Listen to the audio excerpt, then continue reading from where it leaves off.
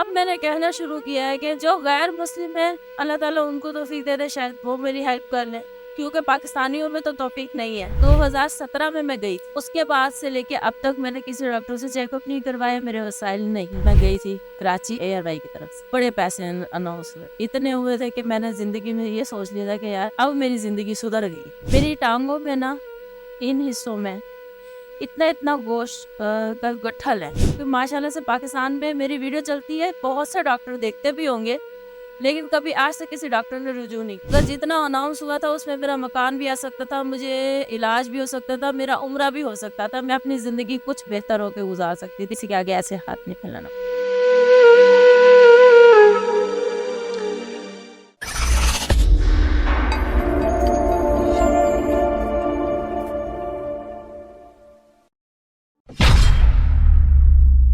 السلام علیکم ناظرین، چینل ہمارا ملتان کے ساتھ میں ہوں آپ کا میزبان ابرار حسین۔ آج آپ کی ملاقات کروانے آیا ہوں ملتان کی غزالہ پروین سے، جو اپنی صحت مند زندگی ہنسی خوشی گزار رہی تھی۔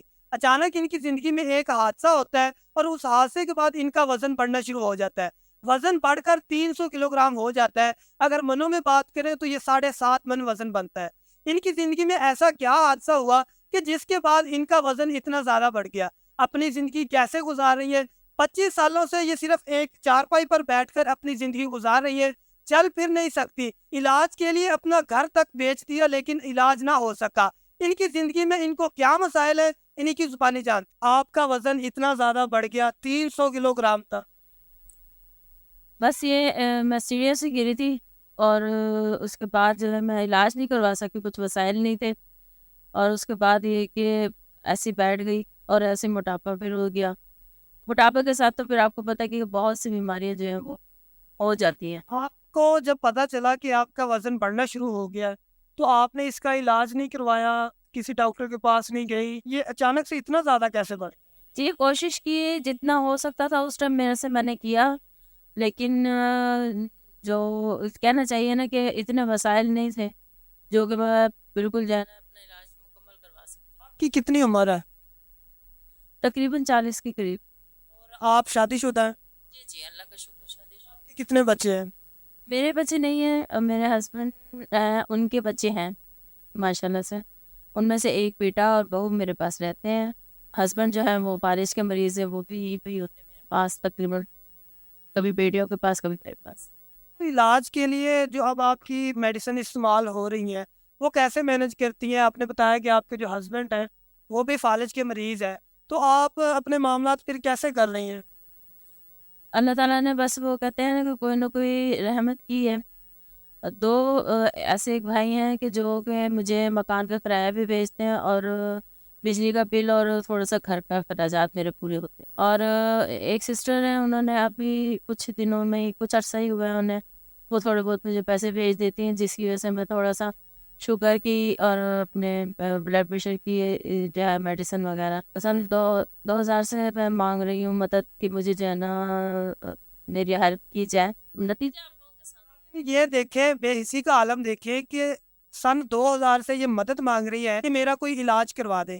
سن 2000 سے اب تک یہ 24 سال بنتے ہیں۔ ان کی بیماری کی اگر 2-3 سال ملائیں تو یہ 25 سے 27 سال بنتے ہیں۔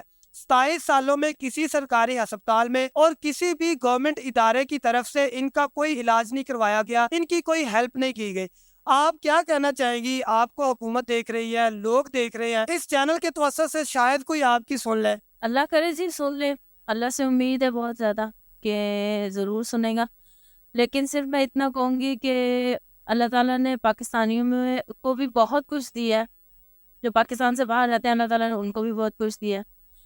میں ان لوگوں سے تو اپیل کر کے میں تھک چکی ہوں۔ اب میں نے کہنا شروع کیا ہے کہ جو غیر مسلم ہیں اللہ تعالیٰ ان کو توفیق دے دے، شاید وہ میری ہیلپ کر لیں، کیونکہ پاکستانیوں میں تو توفیق نہیں ہے۔ 2002 سے میں درخواست کر رہی ہوں، کیا چیزیں میں نے کہی ہیں، یا تو میں نے اپنا علاج کا کہا ہے، یا میں نے کہا مجھے چھوٹا سا ایک گھر لے دیں۔ یہ جو گھر ہے یہ آپ کا اپنا گھر نہیں ہے؟ نہیں جی، یہ کرائے کا ہے، اور میں نے ابھی بتایا آپ کو کہ میں کرائے کے مکان میں رہتی ہوں۔ جب آپ نے اس بیماری کا ٹریٹمنٹ کروانے کے لیے ڈاکٹروں کے پاس چیک اپ کروایا تو جو ایکسپرٹ ڈاکٹر ہیں انہوں نے اس کا کوئی فائنل ٹریٹمنٹ بتایا؟ اگر اس کا کوئی علاج ہے تو اس کے اوپر کتنا خرچہ ہے؟ ہاں جی، میں جناب علاج کے لیے نشتر گئی. 5 مہینے مجھے انہوں نے ایڈمٹ رکھا. ٹھیک ہے. 5 مہینے کے بعد انہوں نے مجھے جناب ریفر کر دیا Lahore service hospital doctor Mahmood Ayaz کے پاس.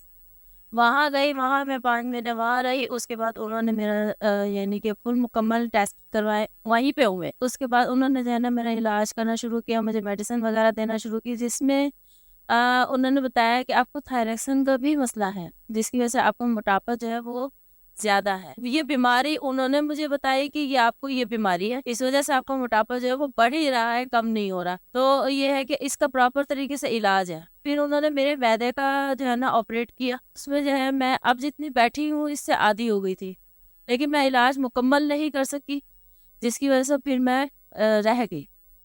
اور یہ میرا موٹاپا جو ہے دوبارہ سے بڑھ گیا. 2017 میں گئی تھی لاہور میں, یہ آپ کو بتا دو.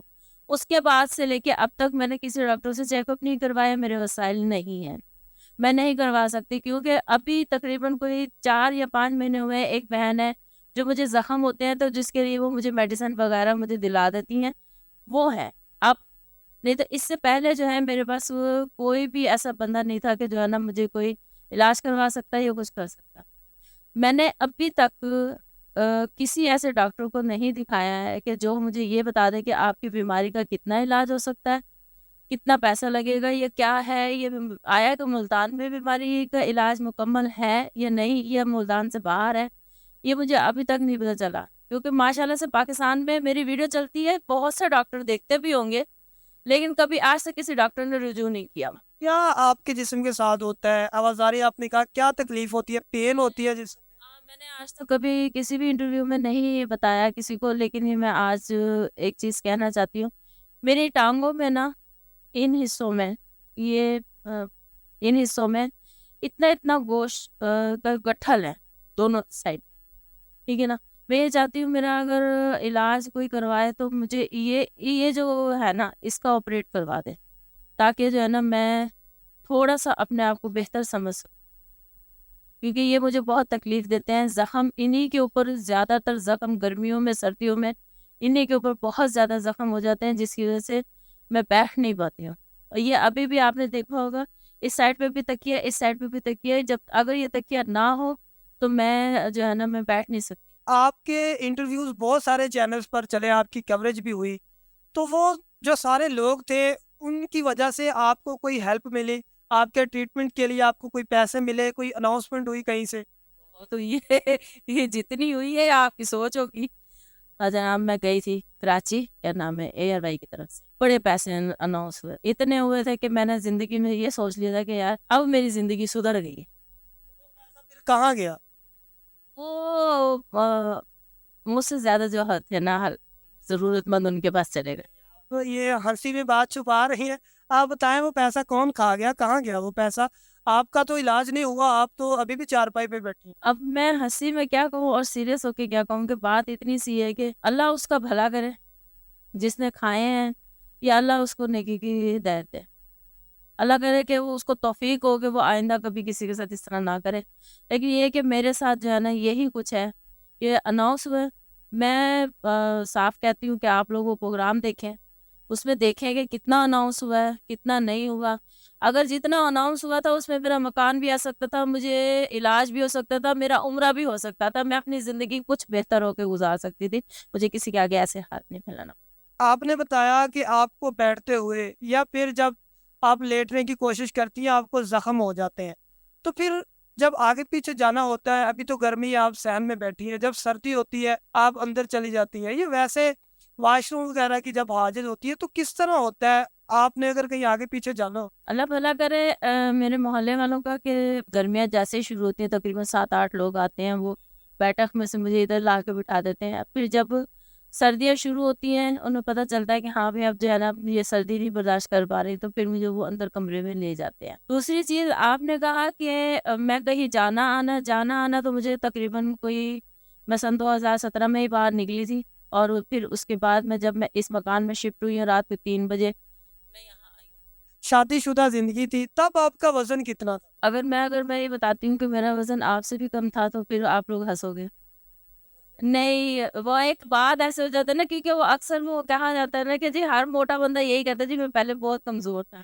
ये बहुत ज्यादा स्लिम होती है, इसलिए आप बताएं। मेरा ऐसे ही हाल है कि मैं बहुत ज्यादा पतली थी, और ये बीमारी ने मुझे जो है ना इस हालत में कर दिया है कि क्या।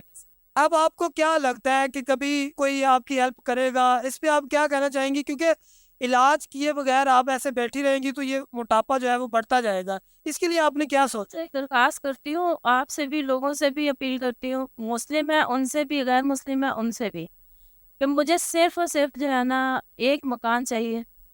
2 मरले का ले दें, 3 मरले का ले दें, बना बनाया मुझे घर दे दें लेके, जिस पे मैं अपना सर छुपा के मैं सही से बैठ सकूं। क्योंकि मैं जब शिफ्ट होती हूँ इधर से उधर, मकान वाली मकान मुझे मकान खाली करने को कहते हैं, मैं शिफ्ट होती हूँ तो मैं बहुत ज़्यादा तंग होती हूँ, मुझे ज़ख्म हो जाते हैं।